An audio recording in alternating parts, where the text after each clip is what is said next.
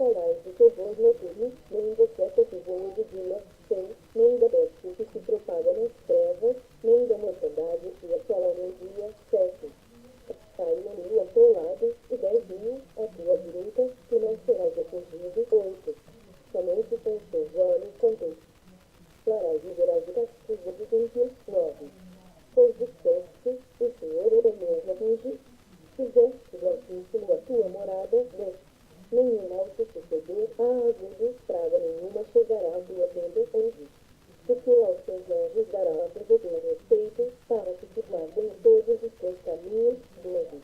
Eles te sustentarão nas tuas mãos, para não tropeçares em alguma pedra, 13.